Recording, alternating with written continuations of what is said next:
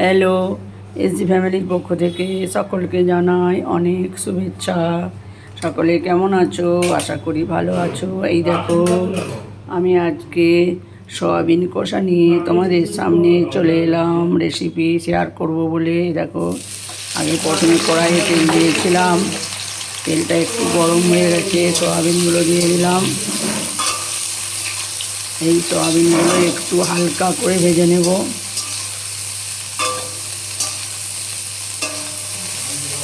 খুব বেশি ভাজবো না, কেন খুব বেশি ভাজলে শক্ত শক্ত লাগে।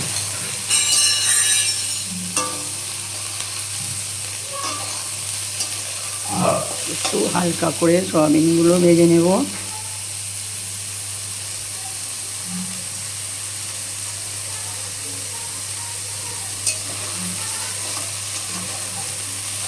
মাঝে মাঝে একটু করে নাড়াচাড়া দিয়ে দিই।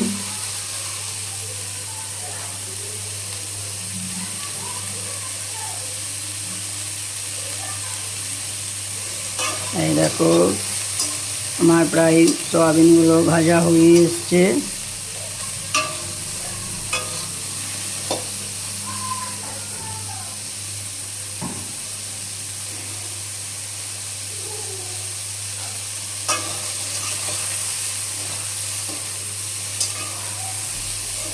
সয়াবিনগুলো তুলে নেব।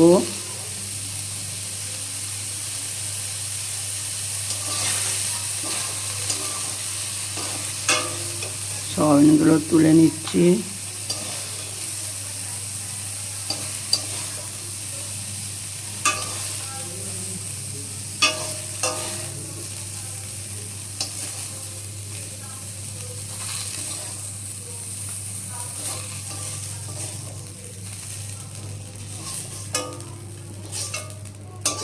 সয়াবিনগুলো তুলে ফেললাম।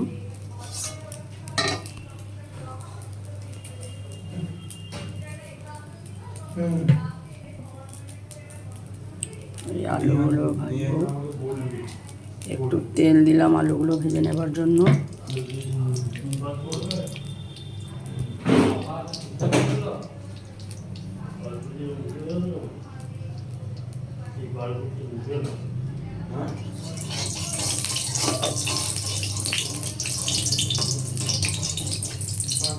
তেলটা গরম হয়ে গেছে। আমি আলু কেটে ডুমো ডুমো করে আলুগুলো কেটে ধুয়ে রেখেছিলাম। তেলটা গরম হয়ে গেছে, আলুগুলো একটু ভেজে নেব।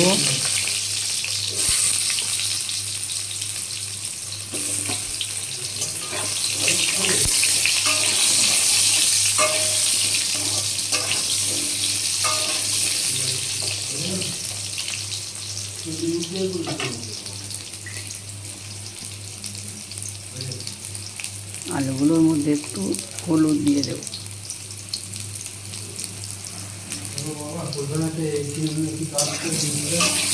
আলুগুলো একটু হলুদ দিয়ে দিলাম।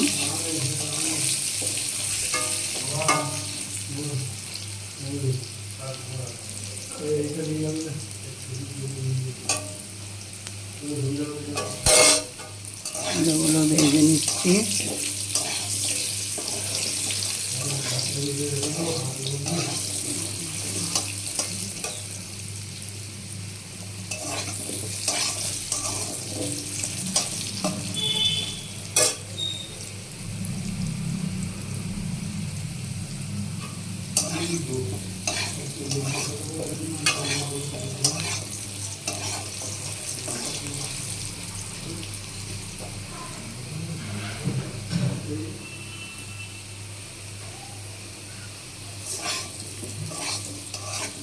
আলুগুলো আমার প্রায় ভাজা হয়ে এসেছে।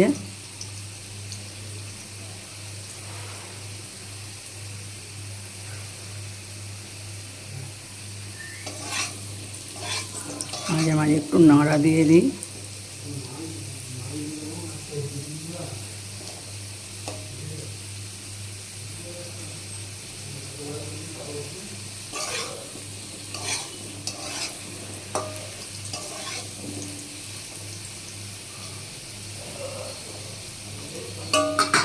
আলুগুলো আর একটু ভাজা হলে তুলে নেব। এদিকে আমি একটা বাটিতে মশলা ঠিক করে রেখেছি। আদা বাটা, জিরে গুঁড়ো, একটু ধনে গুঁড়ো, হলুদ আর শুকনো এই গুঁড়ো গরম মশলা। বাটাটা পেস্টটা ঠিক করে রেখেছি।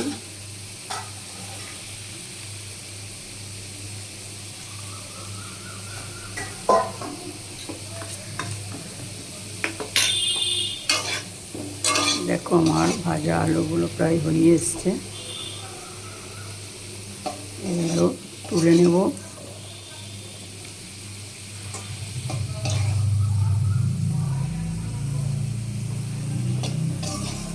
তুলে নিলাম।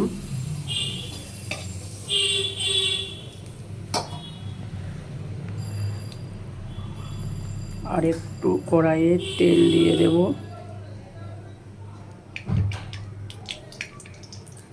একটু বেশি তেল দিলে সয়াবিন কষা তো একটু বেশি তেল লাগে।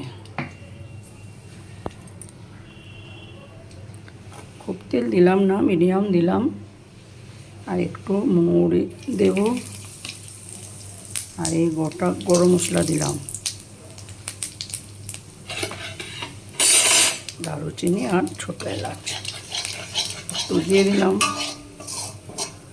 এরপর আমি রসুন কুচানোগুলো দেব।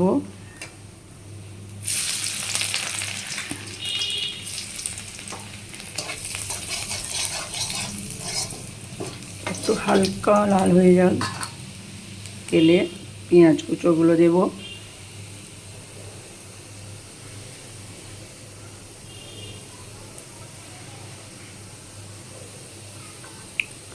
হালকা লাল হয়ে গেছে, পেঁয়াজ কুচোগুলো দিয়ে দিলাম।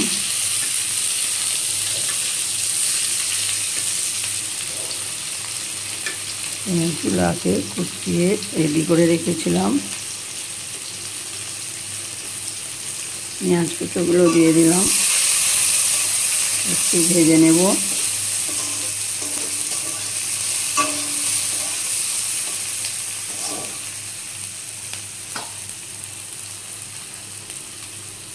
একটু পেঁয়াজগুলোর সাথে নুন দিয়ে দিলাম। পেঁয়াজগুলো তাড়াতাড়ি নরম হয়ে যাবে।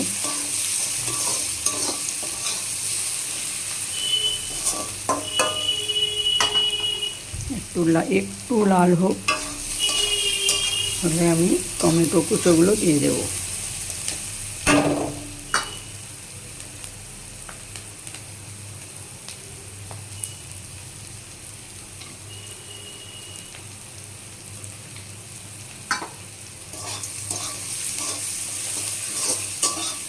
পেঁয়াজগুলো প্রায় লাল হয়ে এসছে। এরপর আমি টমেটো কুচোগুলো দিয়ে দিলাম।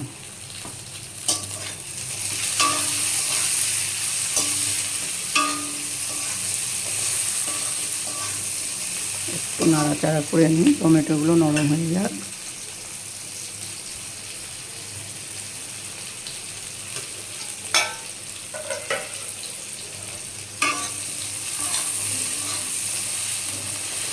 পেঁয়াজটাও একটু ভাজা হয়ে যাবে আর টমেটোগুলো নরম হয়ে যাবে। একটু নাড়াচাড়া করে নিই।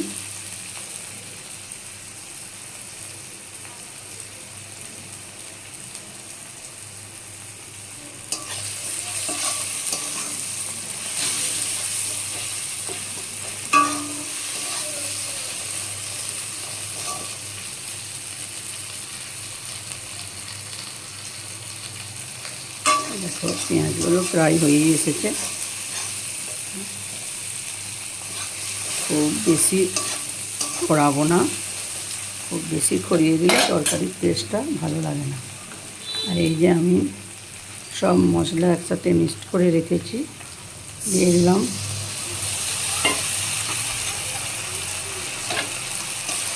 হলুদটাও দিয়ে দিয়েছি, শুধু লঙ্কাটা দেওয়া হয়নি এখন।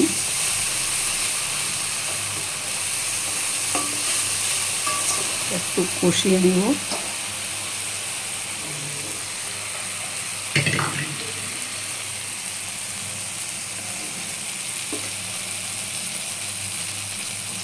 কষিয়ে নেব এবং তেলটা ছাড়লে একটু জল দিয়ে দিই।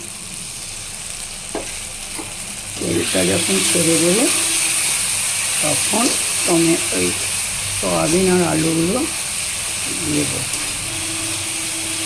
বেশি খুব একটা মশলা দিলাম না,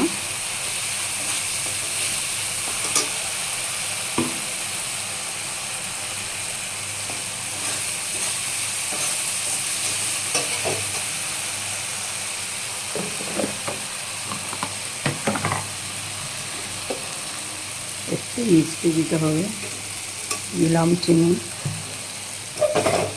মিষ্টিটা যে যার স্বাদ মতো খাবে, অনেকে মিষ্টি দেয় না, না দিয়েও খেতে পছন্দ করে।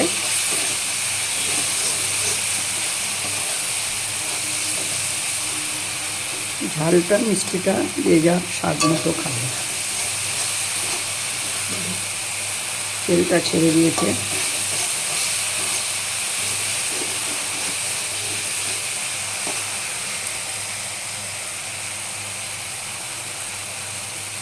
এরপর আমি ওই সয়াবিন ভাজি রেখেছি আর আলু ভেজে রেখেছি, তেলটা ছেড়ে দিয়েছে। এবার আমি এই আলু আর সয়াবিনগুলো দিয়ে দিলাম।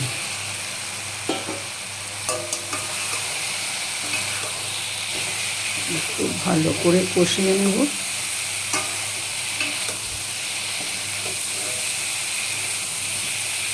এটা সয়াবিনের রেসিপিটা আলু না দিয়েও হয়, শুধু সয়াবিন কষাও ভালো হয়। আমি একটু আলু দিলাম।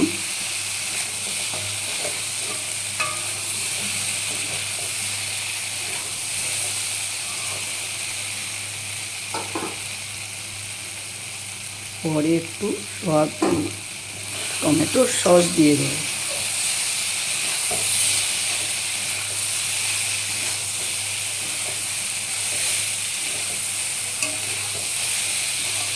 সয়াবিনের অনেক আইটেম করে খাওয়া যায়। সয়াবিনটা ভিজিয়ে রেখে বেটে বড়া করেও, ওই বড়াটা দিয়েও সুন্দর একটা রেসিপি হয়। অন্য একদিন করে তোমাদেরকে দেখাবো। এই দেখো আমার কষানো হয়ে এসেছে।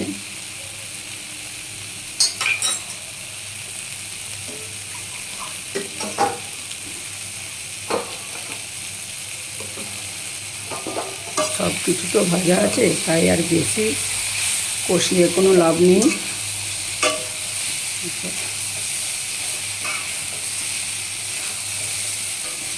কষানো হয়ে গেছে। এই মশলার বাটিটা ধুয়ে জল দিয়ে দিলাম,